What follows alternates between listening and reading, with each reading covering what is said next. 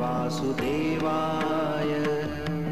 ॐ नमो भगवते वासुदेवाय।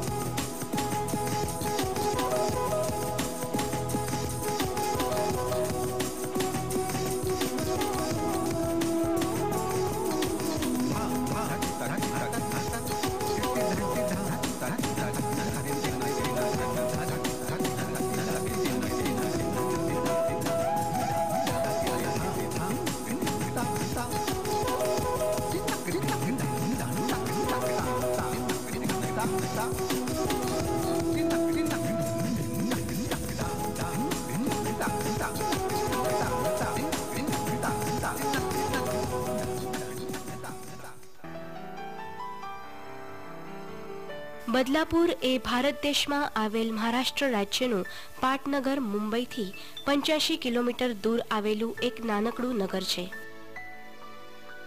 તે પશ્ચિમ ઘાટની ટેકરીઓથી ઘેરાયેલું શાંત નગર છે.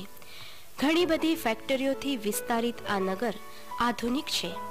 બદલાપુર ખાતે ટ્રેન અથવા કારથી પહોંચી શકાય છે.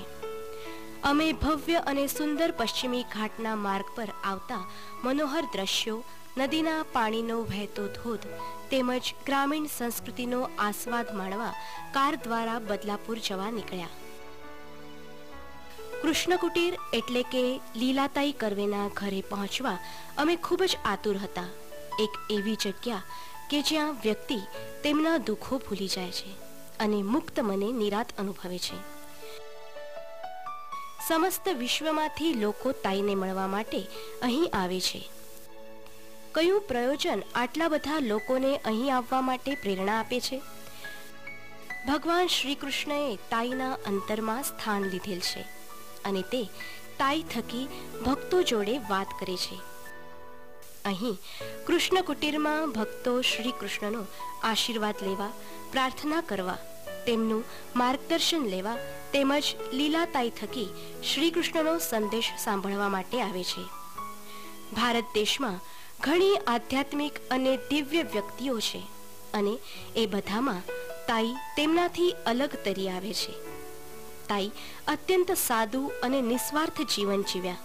તેમણે શ્રી કૃષ્ણની વસ્તુઓ અને સંપત્તિ તેમના ભક્તો સાથે વહેંચી છે, જેથી ભક્તોને આર્થિક બોજો વેઠવો ન પડે. તાઈએ હંમેશા ભક્તિનો જ વિચાર કર્યો છે. બધા ભક્તો ભગવાન શ્રી કૃષ્ણને હાક મારવા માટે ઓમ નમો ભગવતે વાસુદેવાય મંત્રનો જાપ કરે છે. તાઈને ઓમકારમાં શિવ શક્તિનું રૂપ જણાય છે. લીલાતાઈ મંગેશી ગામના તેમનો જન્મ 29 મે 1934ના રોજ શ્રી રઘુનાથ શેણવીના ઘરે થયો. તેમના જન્મ વખતે તેમની માતાને સ્વપ્નમાં આદિશક્તિ નવદુર્ગાનો સાક્ષાત્કાર થયો અને તેમણે લીલાતાઈની માતાને સપ્તશતીનો પાઠ કરવા કહ્યો. તે પછી લીલાતાઈનો જન્મ થયો. તેમના જન્મ પછી 1.5 વર્ષમાં જ તેમના પિતાનું અવસાન થયું. તાઈ પોતે શ્રદ્ધાશીલ ભાવિક નહીં, પણ 9 વર્ષની ઉંમરે તેમને નવદુર્ગાનો સાક્ષાત્કાર થયો. ત્યારબાદ તેમનામાં વિલક્ષણ બદલાવ થયો. 25મી જૂન 1950ના રોજ લીલાતાઈનો પરિવાર બેળગાવ ખાતે રહેવા આવ્યો. તાઈએ શિક્ષિકા તરીકે ખાનાપુર બેળગાવની શાળામાં તેઓ જોડાયા. 25મી ઓગસ્ટ 1956ના દિવસે શ્રી કરવે સાથે લીલાતાઈનો વિવાહ થયો અને તેઓ મુંબઈ ખાતે સ્થાયી થયા. 1965નું વર્ષ એટલે કે જ્યારે શ્રી કૃષ્ણએ તાઈ દ્વારા કાર્ય કરવાનો આરંભ કર્યો અને તે જ વર્ષે તેમણે દીકરાને જન્મ આપ્યો. શ્રી કૃષ્ણએ તાઈને તેનો સંદેશ અજાણ્યા લોકો સુધી પહોંચાડવા આદેશ આપ્યો. તાઈ શ્રી કૃષ્ણના આદેશને અનુસર્યા અને તેનો સંદેશ લોકો સુધી પહોંચાડ્યો. આ કાર્યનો આરંભ હતો. આ સંદેશ સાંભળીને તાઈને માનનારા તમામ લોકો, જેમને તેમનામાં શ્રદ્ધા હતી, તેઓ તાઈનો સંદેશ સાંભળવા બદલાપુર આવવા લાગ્યા. ઘણા શ્રદ્ધાળુ તેમના સંદેશને અનુસરવા લાગ્યા. લીલાતાઈમાં લોકોને આધ્યાત્મિક શક્તિના દર્શન થયા અને જેઓને તેમનામાં શ્રદ્ધા અને વિશ્વાસ હતો તેમને પણ તેની અનુભૂતિ થઈ. લીલાતાઈ શ્રી કૃષ્ણની ભક્તિમાં સંપૂર્ણપણે લીન થયેલા હતા. તેમણે ભક્તિનો સંદેશ ધ્યાન ભગવદ્ ગીતાના માધ્યમથી ભક્તો સુધી પહોંચાડ્યો. પરબ્રહ્મ શ્રી કૃષ્ણ હંમેશા તાઈ થકી બોલતા હતા અને તેના સર્વ ભવિષ્ય કથનો મુજબ પ્રસંગો ઘડાતા હતા. લીલાતાઈ વિશે સંઘર્ષ નામનું પુસ્તક પ્રકાશિત થયેલ છે. આ ઉપરાંત શ્રી કૃષ્ણ લીલાવલી નામે પુસ્તક મરાઠીમાં પ્રકાશિત થયેલ છે, જેમાં ભક્તોએ શ્રી કૃષ્ણ કુટીર અંગેના તેમના પોતાના અનુભવો વર્ણવ્યા છે. આ ઉપરાંત આ પુસ્તકમાં તાઈએ પણ તેમના શ્રી કૃષ્ણ પ્રત્યેના અનુભવો વર્ણવ્યા છે તથા તેમાં કૃષ્ણએ આપેલ સંદેશનો પણ ઉલ્લેખ છે. તાઈ પૂજા અર્ચા કર્મકાંડને માન્યતા આપતા નહોતા. તેમનું જગત કૃષ્ણમય હતું. કૃષ્ણ ભક્તિ અને ગીતાનો અભ્યાસ તેનો જ તેઓ વિચાર કરતા હતા. તાઈને કોઈ મોટો આદેશ આપવો નથી, પોતાનું અવડંબર કરવું નથી. તેઓ સહજ અને સુંદર તત્વ કહી જાય છે. માનવતા, પ્રેમ એટલે ધર્મ. તાઈને ધર્મ પ્રચાર માન્ય નથી. શ્રી કૃષ્ણના આદેશાનુસાર તારીખ 25 ઓગસ્ટ 1978ના રોજ તેમણે બદલાપુરમાં કૃષ્ણ કુટીરની સ્થાપના કરી. 1 વર્ષ પછી એટલે કે 6 જૂન 1979ના રોજ કૃષ્ણ કુટીરમાં ભગવાન શ્રી કૃષ્ણની મૂર્તિની સ્થાપના થઈ.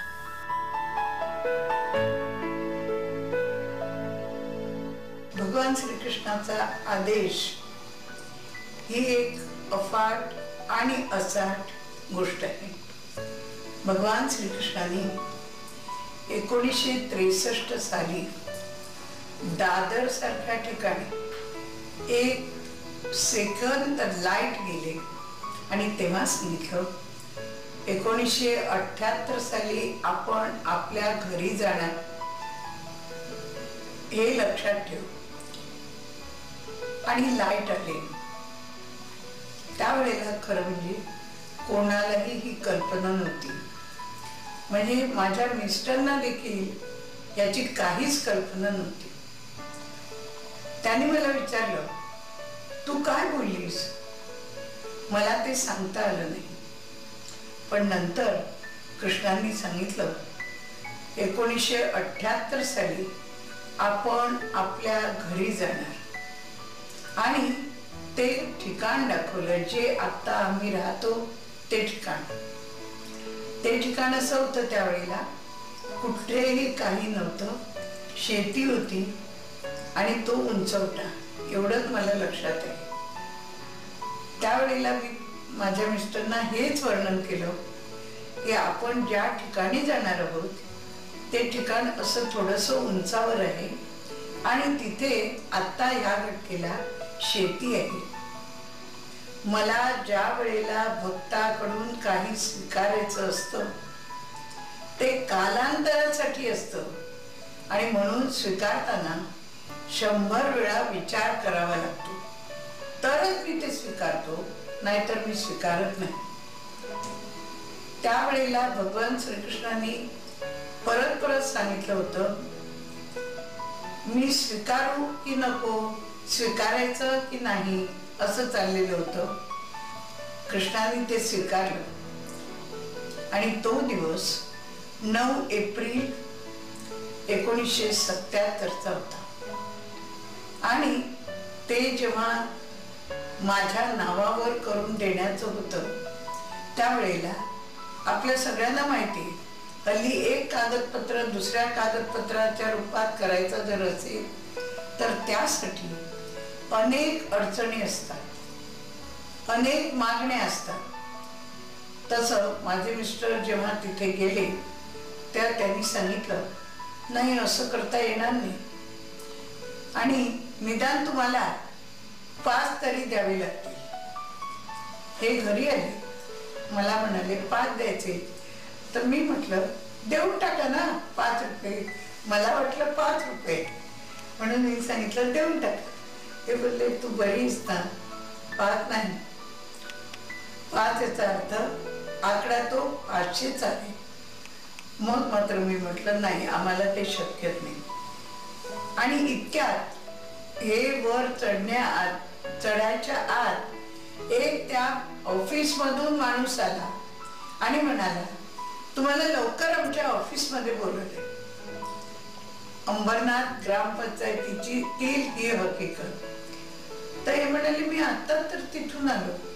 म्हणाले नाही, आता तुम्हाला लवकर बोलवले. आणि त्यांनी सांगितलं, आमच्या ऑफिसला साहेबांचा फोन आलेला आहे, तुम्ही आलात की पटकन सही करून द्यायची. आणि त्याप्रमाणे त्यांनी सही करून दिली. हे कागद घेऊन घरी आले. तेव्हा मी त्यांना विचारलं, 5 रुपये द्यावे लागले का नाही? म्हणाल नाही. तेच उलटे मला तुम्ही घरी का गेलात, थांबायचं ना, आम्हाला साहेबांचा फोन आला म्हणून तुम्हाला बोलवायला पाठवलं. आणि अशा प्रकारे तो कागद माझ्या नावावर झाला. पुढे हळूहळू कृष्णकुटीरची तयारी सुरुवात झाली. भगवान श्रीकृष्णांनी सांगितल्याप्रमाणे मला तिथे न जाण्याचा आदेश होता, म्हणून मी 9 एप्रिल पासून 21 मे पर्यंत त्या ठिकाणी गेलेली नव्हती. 21 मेला कृष्णाने सांगितलं, आज तिथे जा आणि मला तिथे फिरायचंय. म्हणून 21 मे 1977 मी तिथे गेले आणि त्या ठिकाणी जाऊन त्या ठिकाणी फिरून आले. फिरून जेव्हा आले आणि दुसऱ्या वेळेला जेव्हा माझे मिस्टर तिथे गेले तेव्हा त्यांना त्या संपूर्ण प्लॉटवर तुळशीची आणि रुईची झाडं उगवलेली दिसली. त्यांनी येऊन मला सांगितलं की तुळशीची झाडं उगवलेली आहेत. आणि कृष्णाने सांगितलं 27 डिसेंबर हा माझा भूमिपूजनाचा दिवस. भूमिपूजन करायचं ते इतरांच्या प्रमाणे नाही.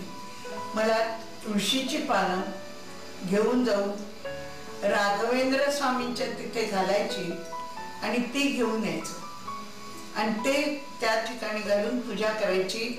हेच माझं भूमिपूजन, आणखी भूमिपूजन नाही. मला विचार पडला होता की राघवेंद्र स्वामी हे नावही मी ऐकलेलं नव्हतं त्यावेळेला. कृष्णाने तर सांगितलेलं होतं, त्यामुळे ते कुठे ठिकाण आहे हेही माहीत नव्हतं. इतक्यात अंबरनाथचा एक मुलगा आला आणि तो म्हणाला, ताई तुम्हाला नमस्कार करायला लागलो, मी राघवेंद्र स्वामींच्या तिथे चाललेलो आहे आणि तिथून मला नमस्कार करून यायचं. म्हणून माझी बहीण म्हणाली तुम्हाला नमस्कार करून या. हे सगळे धागे बांधले त्या वेळेपुरते होते, हे नमूद करावंसं वाटतं. तो मुलगा तिथे गेला. गेलेल्या वेळेला तिकडचे दरवाजे, गाडी लेट झाली होती म्हणून दरवाजे सगळे बंद, आणि त्याला वाईट वाटलं की माझ्या हातनं हे काम होणार नाही. त्याला परत दुसऱ्या दिवशी यायचंच होतं म्हणून तो दुसऱ्या गाडीने परत येणार होता. तर तो तिथे जेव्हा बसला त्यावेळेला त्याला एक म्हातारे गृहस्थ आले आणि म्हणाले तुम्ही बसलात का? तर म्हणाले ही तुळशीची पानं दिलेली आहे आणि ती मला राघवेंद्र स्वामींच्या तिथे घालून नमस्कार करून आणायला सांगितलेली होती. त्या ठिकाणी एकदा दरवाजा बंद केला तर परत दरवाजा उघडला जात नाही, परंतु त्या गृहस्थांनी दरवाजा उघडून दिला, तुळशीची पानं आत घातली आणि तुळशीची पानं घालून बाहेर आणून त्याला दिली. त्याला खूपच आनंद झाला. हे गृहस्थही अंबरनाथचेच आहे. आणि जेव्हा आनंद झाला तेव्हा त्याला असं वाटलं त्यांना काहीतरी आपण दक्षिणा म्हणून द्यावी किंवा काहीतरी द्यावं, म्हणून आजूबाजूला बघतात तर ते ग्रस्त नाहीसे झाले. ही हकीकतही मला त्या व्यक्तींनीच सांगितलेली होती. आणि तिथून आल्यावर ती पानं घालून भूमिपूजन करण्यात आलं. तो दिवस 27 डिसेंबर 1977 भूमिपूजन झालं. त्यानंतर भगवान श्रीकृष्णांनी सांगितल्याप्रमाणे असा आदेश दिलेला होता की कृष्ण कुटीर जे बांधायचं, त्यावेळेला कृष्ण कुटीर हे नाव सांगितलेलं नव्हतं, पण माझं जे मंदिर बांधायचं त्याचे माप 15x12, त्यापेक्षा ते मोठं असता कामा नये. आणि अगदी इसेन्शियल ज्या काही गोष्टी असतात ते फक्त करायचं. परंतु काही झालं तरी तुमच्या दोघांच्या मिळकतीतून जे असेल ते तिथे करायचं. त्यावेळेला आम्ही बसून सगळा जेव्हा हिशोब काढला तेव्हा आम्हाला 20,000च्या वर खर्च करणं अजिबात शक्य नव्हतं. सोसायटी, प्रॉव्हिडंट फंड जे काय असेल ते, आणि या लहानशा रकमेत कृष्ण कुटीर बांधणं हे कोणीही कबूल करत नव्हतं. अर्थात यामध्ये ओळखीचा कोणीही माणूस घ्यायचा नाही असा कृष्णाचा आदेश होता.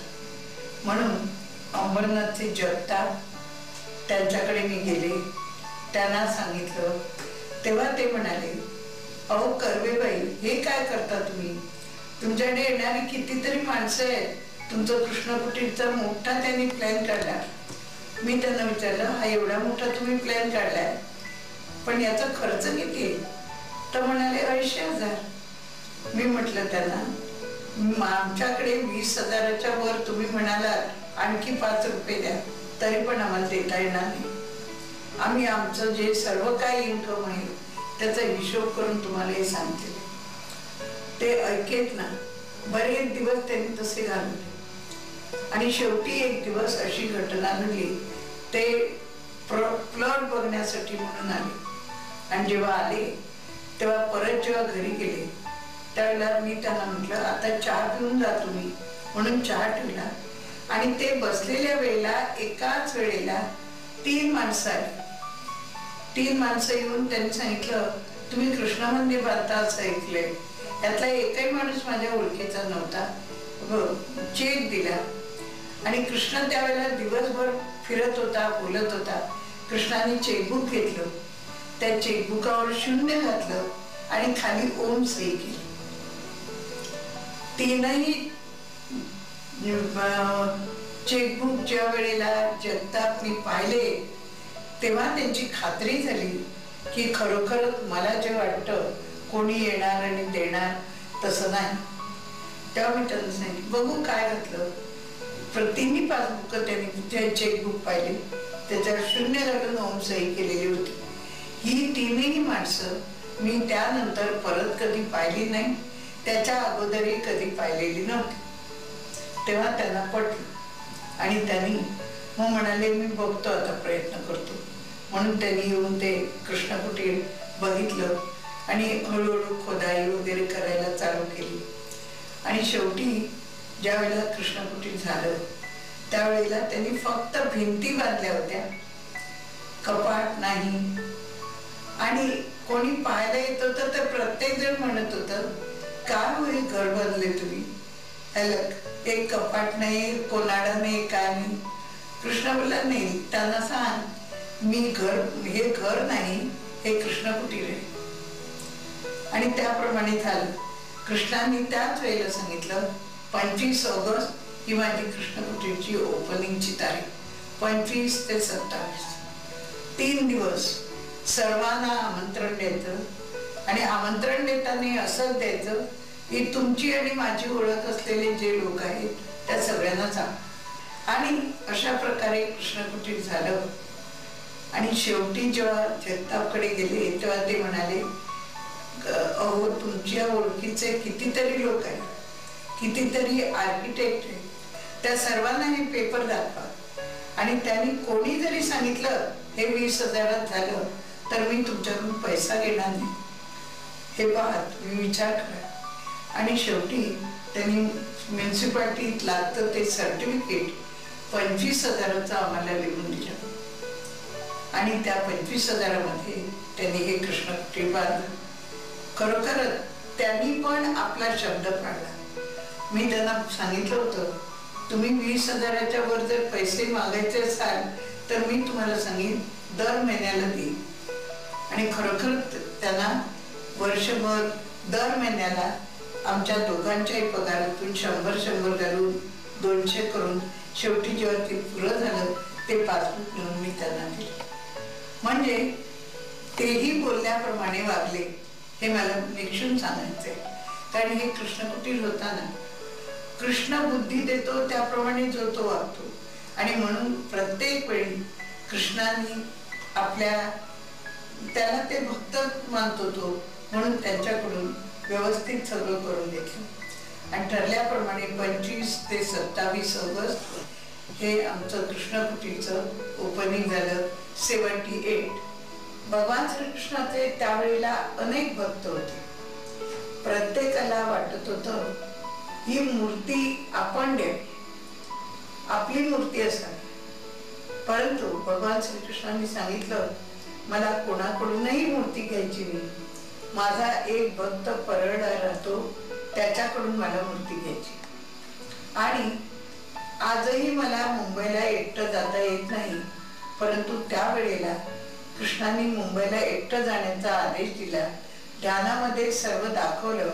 त्याप्रमाणे मी दादर स्टेशनला गेले.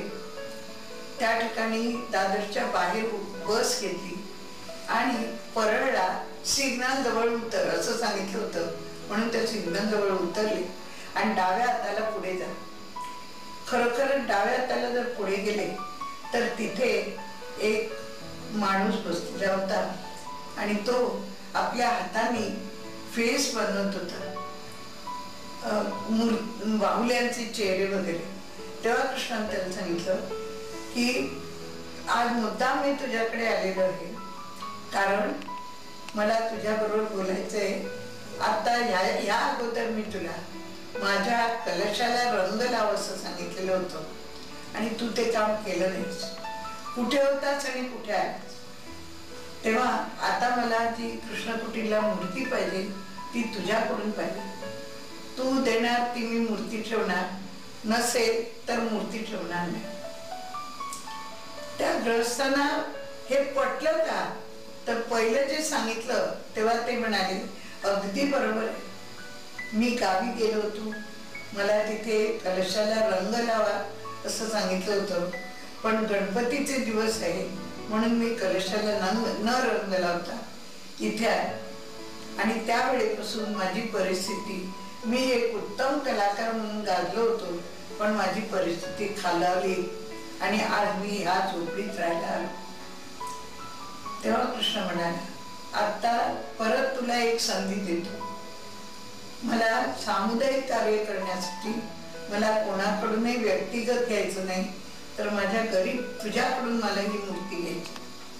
त्यानंतर ते ग्रस्त अनेक वेळा आले गेले, परत परत विचारत होते मूर्ती कशी बनवावी, काय करावं. कृष्ण बोलला, मी ते सर्व तुझ्यावर सोडलेलं आहे, अजिबात ताईला विचारण्याची गरज नाही. आणि तुला मी जसा सुंदर दिसेन तसा तू मला बनव. त्यांनी मूर्ती बनवायला घातली आणि ते आजारी पडले. KM हॉस्पिटलला 21 दिवस होते. तिथून जेव्हा ते घरी आले तेव्हा त्यांच्या मनात आलं ही मूर्ती आता काय बनेल असं नाही, कारण आमच्या कारागिरी नियमाप्रमाणे फक्त ती मूर्ती आठवड्यानंतर जर त्याचं काढलं तरच ती गोठता येते. पण 21 दिवसानंतर भर उन्हाळ्याचे दिवस असून सुद्धा त्यांनी ज्या वेळेला ते त्याचा साचा काढला तेव्हा मटेरियल सगळं ओलं होतं आणि मग ही मूर्ती गोठली गेली. मूर्ती तयार झाली. त्यावेळेला ते परत आले आणि म्हणाले असं झालं. આજે ભગવાન શ્રી કૃષ્ણના આદેશના ભાગરૂપે અહીં દર રવિવારે 7 વાગે ભક્તો સામુદાયિક પ્રાર્થના કરવા માટે આવે છે. અહીં ભક્તો શ્રી કૃષ્ણનો આશીર્વાદ લેવા, પ્રાર્થના કરવા, તાઈનું માર્ગદર્શન લેવા તેમજ શ્રી કૃષ્ણનો સંદેશ સાંભળવા માટે આવે છે. જે ભક્તોને તેનામાં શ્રદ્ધા અને વિશ્વાસ છે તેમજ તેના માર્ગદર્શનને અનુસરે છે તેઓ સુખી થાય છે અને ધન્યતા અનુભવે છે. શ્રી કૃષ્ણ પ્રત્યેના સુખદ અનુભવો અને શ્રી કૃષ્ણમાં ભક્તોની વધતી જતી શ્રદ્ધા એ કૃષ્ણ કુટીરનું ગૌરવ છે. તાઈ કહેતા, આ જ મારી મૂડી અને બેંક બેલેન્સ છે. શાંતિ, પ્રેમ અને કૃષ્ણ ભક્તિ એ તેમના જીવનનું સૂત્ર છે. તાઈ કહે છે, ભગવાન શ્રી કૃષ્ણના આદેશાનુસાર દરેક વ્યક્તિએ અઠવાડિયામાં એકવાર અડધા કલાક માટે સામુદાયિક પ્રાર્થના કરવી જોઈએ તથા પોતાની ફરજ અને કર્તવ્યનું પાલન કરવું જોઈએ. માનવતા એ ધર્મ અને પ્રેમ એ જીવન માનનારા લીલાતાઈના ભક્તો બધા ધર્મના અને બધા સ્તરના છે.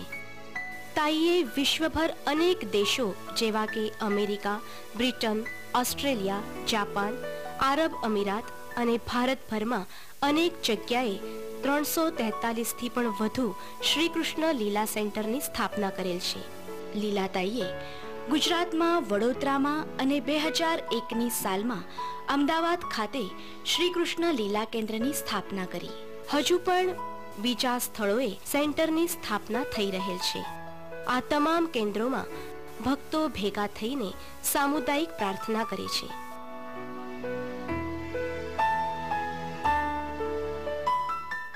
योगेश्वरांनी सेंटर उघडण्याची सुरुवात करण्याचा उद्देशही हाच होता. भगवान श्रीकृष्ण म्हणाले, आता ह्या काळाला घरोन घर कोणतंही एक घर असं नाही की तिथे माझी आराधना होत नाही. माझी याचा अर्थ नावं वेगळी वेगळी असतील पण कोणत्या ना कोणत्या रूपाने माझी आराधना होते. कोणी फूल वाहतं, कोणी अगरबत्ती दाखवतं, कोणी बत्ती दाखवतं. परंतु या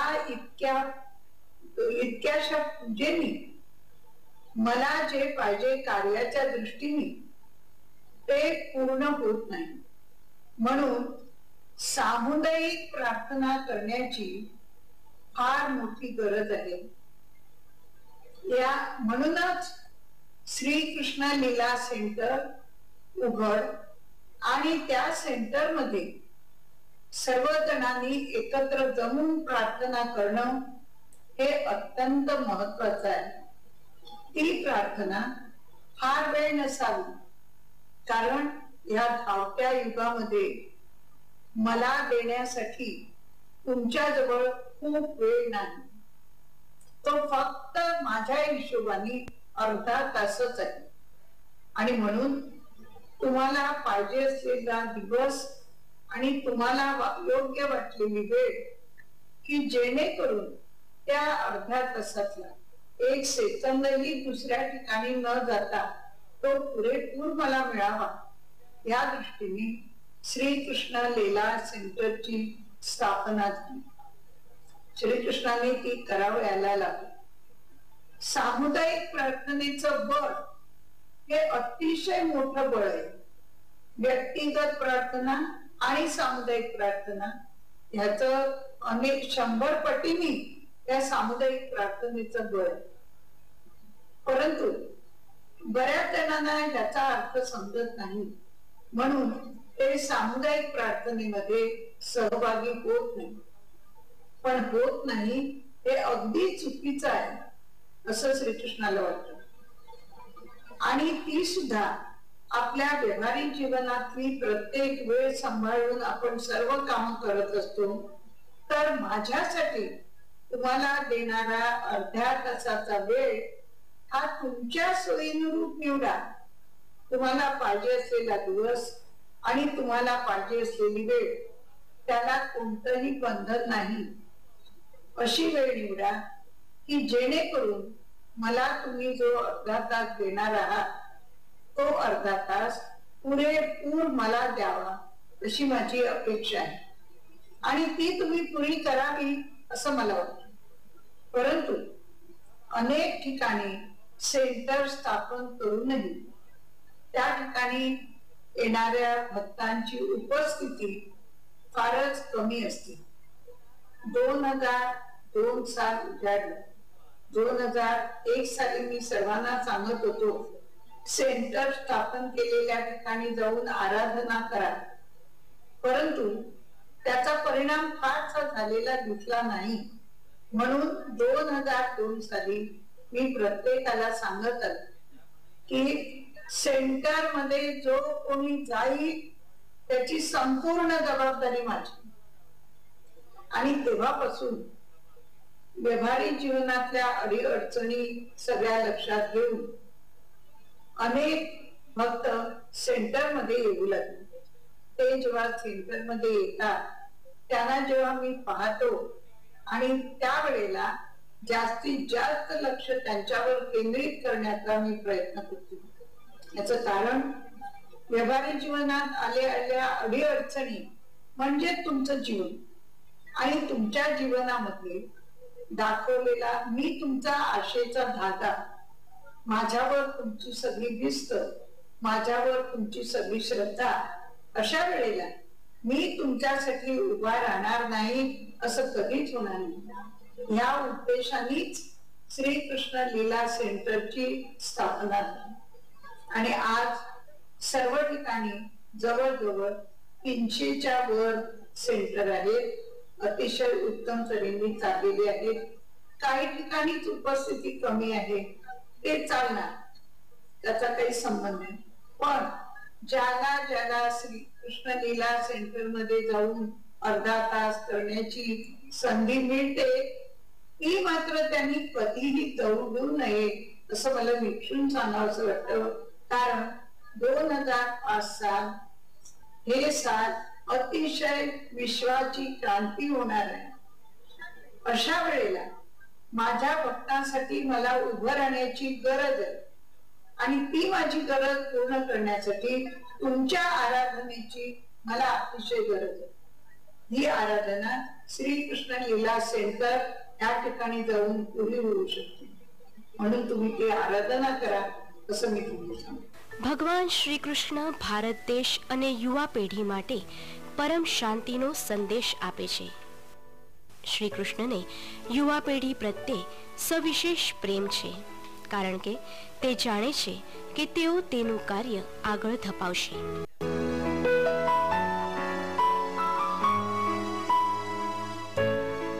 Lord Krishna give young generations message. मी सतत तुमच्या बरोबर वावरतो आणि यंग जनरेशन ही म्हणजे त्यांच्यातर्फेच मी वावरतो. म्हणूनच मी प्रत्येकाला सांगत असतो, ओम नमो भगवते वासुदेवाय हा मंत्र करा. हीच ह्या काळाची अतिशय मोठी गरज आहे. तुमच्या मधला ओम जो आहे, ओम म्हणजेच सजीवता, त्याची जागृती होण्याची आता वेळ आलेली आहे. आणि म्हणून ती जागृती जेव्हा होणार तेव्हाच मी तुमच्यातर्फे काम करू शकणार, तुमच्यातर्फे वावरू शकणार, तुमच्यातर्फेच सर्व काही करणार. म्हणून मला जागृत करण्यासाठी, तुमच्या मधला मी जागृत होण्यासाठी या काळाची गरज आणि यापुढे तुमच्या बरोबर मला वावरण्याची संधी मिळण्याची गरज. म्हणून ओम नमो भगवते वासुदेवाय या मंत्रांनीच मला हाक मारा. या मंत्रामध्ये असलेली ताकद म्हणजे तुमच्या मधला ओम जागृत करण्याची ताकद आहे. मला खेचून घेण्याची ताकद तुमच्यामध्ये आहे. श्रद्धा आणि विश्वास तुम्ही माझ्यावर टाकला म्हणजे मी तुमच्यासाठी सतत तुमच्या बरोबर वावरतो हे तुम्हालाही पाहावयास मिळेल. आजच्या काळाची हीच गरज आहे. म्हणून मी परत परत सांगत असतो की मंदिरात मी नाही, मी कुठे वावरतो, माझ्या भक्ताच्या हृदयात मी राहतो, माझ्या भक्ताच्या हातून काम करतो. माझ्या भक्तासाठी धावायचं असेल तर तुमच्याच तर्फे धावतो आणि तुमच्याच डोळ्यांनी पाहतो. हे सर्व तुमच्याकडून करून घेण्यासाठी मला तुमच्यातला मी म्हणजे ओंकार जागृत करण्याची आता ह्या काळाची फार मोठी गरज आहे. आणि म्हणूनच मी परत परत सांगत असतो ओम नमो भगवते वासुदेवाय. तुमच्या मधला मी जो ओंकार, त्याला माझा नमस्कार असो. हा मंत्र तुम्ही एकदा म्हटला की तुमच्यामध्ये असलेला मी आणि अणुरेणू मध्ये वावरत असलेला मी, या सर्वांना तुमचा हा नमस्कार पोचतो. आणि तुमच्या या श्रद्धेने, विश्वासाने, प्रेमाने मला मारलेली हाक असे मी मानतो. आणि त्या हाकेला प्रत्युत्तर म्हणून मी तुमच्या जवळ धावू शकतो. म्हणूनच मी परत परत सांगत असतो ओम नमो भगवते वासुदेवाय. हा मंत्र करा आणि मला तुमच्याकडे खेचून घ्या. माझ्या हातातून काम करून घ्या. तुमच्या तर्फेच मी वावरणार आहे, माझ्या भक्तातर्फेच मी उभा राहणार आहे. म्हणूनच ओम नमो भगवते वासुदेवाय या मंत्रातली परत परत आराधना करा. ही आराधना म्हणजे या काळाची फार मोठी गरज आहे. साध्या शब्दात मी हे तुम्हाला सांगतो. त्याच कारण गीता वाचायला वेळ नाही, बसून तासनतास ध्यान करायला तुम्हाला वेळ नाही आणि असू पण नाही. कारण विश्व धावत आहे. विश्वामध्ये चाललेली जी धावपळ आहे ती सर्व धावपळ तुम्हालाही ती करावी लागणार आहे. आणि म्हणूनच मी सांगत असतो चालता, फिरता, उठता, बसता मी तुमच्यामध्ये जागृत होण्यासाठी माझ्यावर पूर्ण विश्वास ठेवा. मला जवळ करा, माझ्या हातातून काम करून द्या आणि माझ्यातर्फे तुम्ही वावरा. हे तुम्ही हे सांगत असताना त्याची जागृती होण्यासाठी ओम नमो भगवते वासुदेवाय हाच मंत्र करा. हा मंत्र म्हणजे तुम्ही आणि मी जागृत होण्याची एक फार मोठी संधी यंग जनरेशनच्याच हातात आहे. यंग जनरेशनच हे करू शकणार आहे. आणि म्हणून माझी यंग जनरेशनवर अतिशय भिस्त आहे. त्यांनी हे काम करावं असं मला वाटतं. आणि म्हणूनच मी परत परत त्यांच्या बरोबर सारखा वावरत असतो आणि सांगत असतो की तुम्ही कोणताही मोठा आणखी तप करण्याची गरज नाही, जप करण्याची गरज नाही.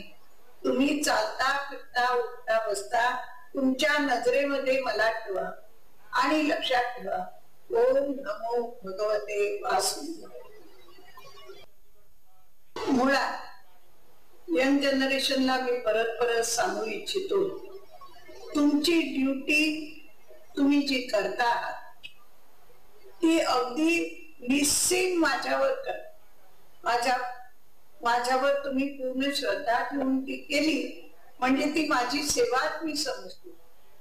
आणि म्हणून ड्युटीला अजिबात चुकू नका.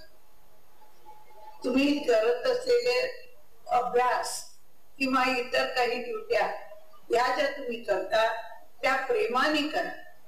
प्रेमाने केलेली ड्युटी, कर्तव्य म्हणजेच मी माझी सेवा असं मानतो.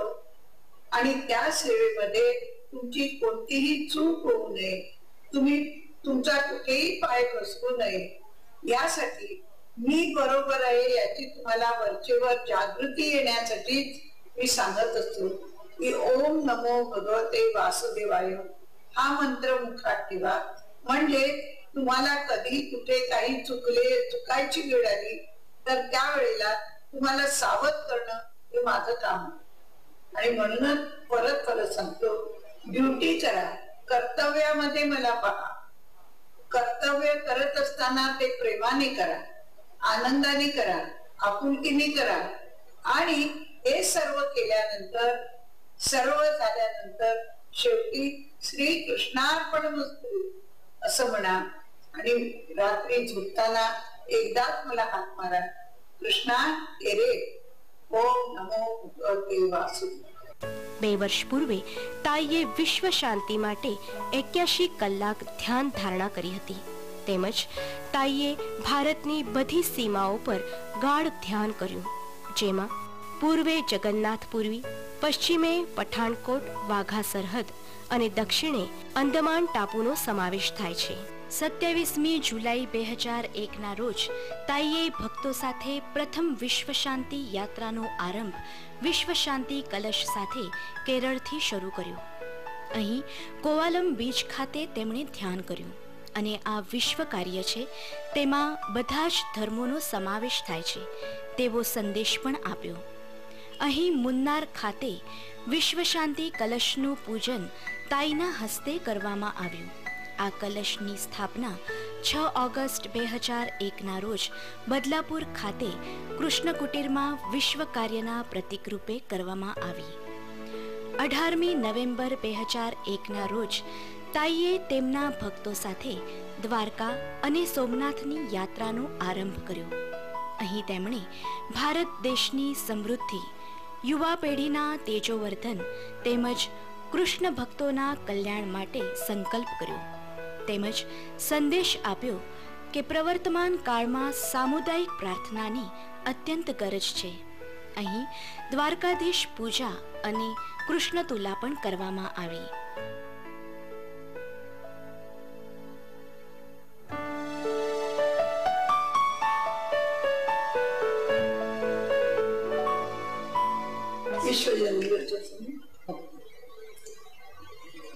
ओंकार म्हणजेच शिवशक्तीचं रूप. शिवशक्तीच्या मिलनातूनच ओंकाराची जागृती.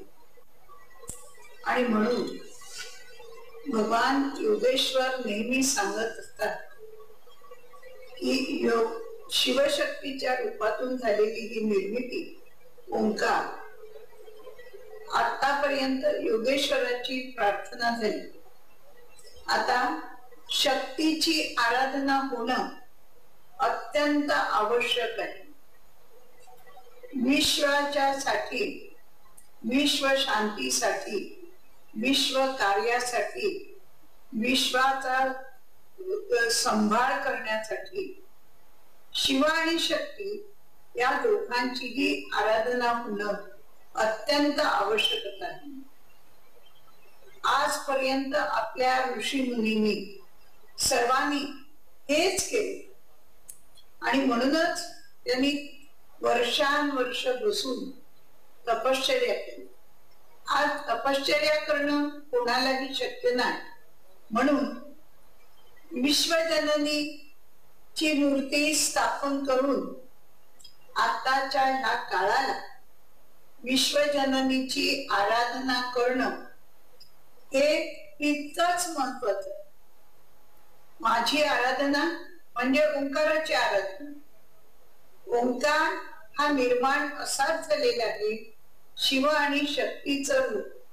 म्हणून शक्तीची आराधना होणं ही आजच्या काळाची फार मोठी गरज आहे. आणि त्या गरजेला मी विश्वजननी असे मानतो. म्हणूनच विश्वजननीची स्थापना होऊन आराधना करणं हे फार मोठं आताच्या काळाला गरजेचं आहे. म्हणून मी ठरवलं की विश्वजननीची मूर्ती स्थापन करणं आणि त्याची आराधना करणं. आराधना म्हणजे तरी काय? माझ्यामध्ये जागृत होणारा जो ओम, शिव आणि शक्तीचं ते रूप, या रूपाची आराधना झाली. म्हणजेच विश्वजननीची आराधना होण्यासाठी ओंकाराची म्हणजेच माझी आणि शक्तीची आराधना करणं, यासाठीच मी विश्वजननी मंदिराची योजना केली. कार्य ह्या शब्दाचा अर्थच असा. आपल्या मोठमोठ्या लोकांनी, ऋषी मुनींनी जे काय केलं असेल ते जिथं थांबलेलं असेल ते पुन्हा चालू करणं, यालाच कार्य म्हणतात. माझ्या एका भक्ताला विश्वजननीची स्थापना करण्याची मोठी आवश्यकता वाटत होती. पण ती आवश्यकता त्यावेळेला पुरी केली गेली नाही. म्हणून त्या भक्ताची इच्छा पूर्ण करण्यासाठीच मी एलेला विश्वजननी ची मूर्ती स्थापन करण्याचं ठरवलं. या विश्वजननी म्हणजे काय? विश्वजननी वेगळी वेगळी नावानी प्रसिद्ध आहे. परंतु नेमकी विश्वजननी म्हणजे काय आणि ती आराधना कोणाची करावी हे सांगण्यासाठी ही शक्तीची आराधना. परंतु ते सांगण्यासाठी देखील मी श्रीशल्य ही जागा निवडली आणि त्या ठिकाणी 10 ते 5 आराधना झाल्यानंतरच नवदुर्गा या मूर्तीची स्थापना करावी असं सांगितलं. त्यानंतर हळूहळू त्या प्रकाराने त्याची पावलं पडत गेली. आज तो दिवस अतिशय जवळ येत चाललेला आहे. माझ्या सगळ्या कार्य म्हटलं की ते एकट्या कोणाचंही कधी असू शकत नाही. कार्य म्हणजे माझ्या सगळ्या भक्तांची आराधना त्या ठिकाणी येऊन त्याच्यातर्फेच ही विश्वजननी स्थापन होणार आहे. आणि म्हणून मी प्रत्येकाला सांगतो, कार्य काही एकटी करू शकत नाही. तुमच्या सगळ्यांची अध्यात्म शक्ती जी आहे त्याची जागृती म्हणजे कार्य. आणि ते कार्य करण्यासाठी विश्वजननीची मूर्ती 7 ऑक्टोबर या दिवशी स्थापन करण्याचे मी निश्चित केले. कारण 2005-6 हे विश्व कार्याच्या दृष्टीने, विश्व कल्याणाच्या दृष्टीने, माझ्या यंग जनरेशनच्या सर्व लोकांच्या दृष्टीने 2005 साल हे क्रांतिकारक आहे. आणि ते क्रांतिकारक फक्त इंडियासाठी नाही, फक्त अमेरिकेसाठी नाही, तर सर्व विश्वासाठी आहे. आणि म्हणून विश्वजननीची आराधना होणं आताच्या ह्या काळाला अत्यंत महत्वाचं आहे. ते करण्यासाठी मी विश्वजननीची मूर्ती नवदुर्गेच्या रूपात स्थापन करणं ही ठरवलेली आहे. आणि म्हणून विश्वजननीची आराधना करा असं मी प्रत्येकाला सांगतो. माझी आराधना शिव आणि शक्तीची आराधना. शिव म्हणजे मी आणि शक्ती म्हणजे नवदुर्गा मिळून ओंकाराची जागृती. ही होण्याची आता अतिशय मोठी गरज आहे. ती आराधना करण्यासाठी मी क्षेत्र निवडलं ते एले, कारण त्या ठिकाणीच माझा भक्तत्व होता. त्याची ती अपुरी इच्छा पूर्ण करण्यासाठी मी ते ठिकाण निवडलं. શ્રીકૃષ્ણના આદેશાનુસાર પ્રથમ વિશ્વજનની નવદુર્ગાની સ્થાપના વિશ્વ કાર્ય, વિશ્વ શાંતિ અને વિશ્વ કલ્યાણ માટે 7મી ઓક્ટોબર 2002ના રોજ અમેરિકામાં mother divine institute of secret સાયન્સના ઉપક્રમે લોસ એન્જલસ, કેલિફોર્નિયા ખાતે પૂજ્ય લીલાતાઈના હસ્તે કરવામાં આવી. અહીં પૂજા કરતી વેળાએ નવદુર્ગાના મસ્તક પરથી સફેદ ફૂલ તાઈના મસ્તક પર પડ્યું.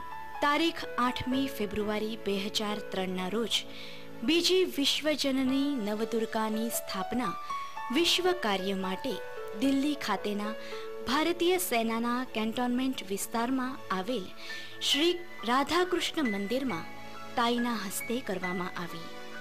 મુંબઈમાં જોગેશ્વરી ખાતે રાઘવેન્દ્ર સ્વામીના મઠમાં તારીખ 7 મે 2003ના રોજ ત્રીજી વિશ્વજનનીની સ્થાપના કરવામાં આવી.